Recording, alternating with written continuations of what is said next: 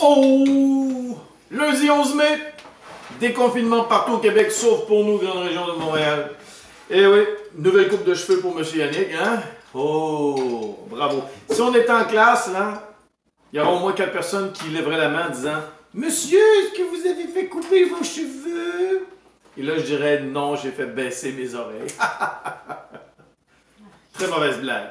Effectivement, mon épouse est très découragée de cette blague. En ce moment, elle est en train de faire une salade de macaroni. Est-ce qu'ils vont faire des biscuits après? Bonne question. Parce que comme par hasard, le titre de notre dictée d'aujourd'hui, le biscuit. Le biscuit. Donc, crayon, gomme effacée, dictionnaire, cahier Canada, feuille, peu importe, qu'elle soit lignée ou non, la dictée s'intitule le biscuit. Ça va comme suit. Dans l'alimentation, virgule, dans l'alimentation, virgule, un biscuit est un petit gâteau sec. Un biscuit est un petit gâteau sec, virgule. Un biscuit est un petit gâteau sec, virgule, qui se décline dans plusieurs saveurs, qui se décline dans plusieurs saveurs et formes. Plusieurs saveurs et formes. Forme est au pluriel aussi. Point. Donc, qui se décline dans plusieurs saveurs et formes. Point. Phrase suivante. Contrairement au gâteau, il y a plusieurs gâteaux ici. Là. Contrairement au gâteau, virgule, les biscuits ont généralement, contrairement au gâteau, virgule, les biscuits ont généralement une texture plus croquante. Contrairement au gâteau, virgule, les biscuits ont généralement une texture plus croquante et croustillante. Point. Les biscuits ont généralement une texture plus croquante et croustillante. Point. Phrase suivante. Le biscuit est souvent perçu. Le biscuit est souvent perçu comme un dessert. Point. Le biscuit est souvent perçu comme un dessert. Point. Phrase suivante. Il peut également accompagner. Est-ce qu'on peut remplacer accompagner par mordre ou mordu? Ça devrait me donner encore une fois un indice. Il peut également accompagner une boisson chaude. Il peut également accompagner une boisson chaude comme le thé et le café. Point. Il peut également accompagner une boisson chaude comme le thé et le café. Point.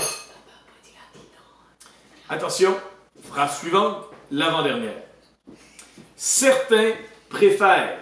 Certains, oui, c'est au pluriel. Certains préfèrent, n'oublie pas de faire ta conjugaison. Certains préfèrent, donc ton accord, certains préfèrent un accompagnement froid, virgule. Certains préfèrent un accompagnement froid, virgule, comme un verre de lait. Point. Certains préfèrent un accompagnement froid, virgule, comme un verre de lait. Point. Phrase finale. Le plus important est de ne pas trop s'empiffrer. Le plus important est de ne pas trop s'empiffrer. Car le taux de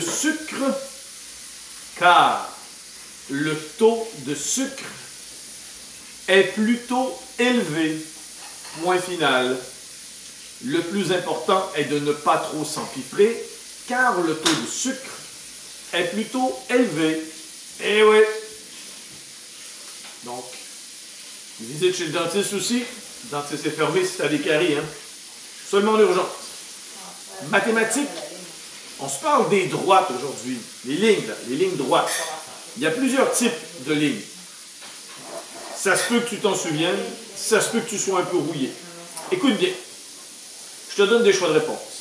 A, B et C. Comment appelle-t-on deux lignes qui se coupent en un seul point, créant ainsi des angles soit aigus ou obtus?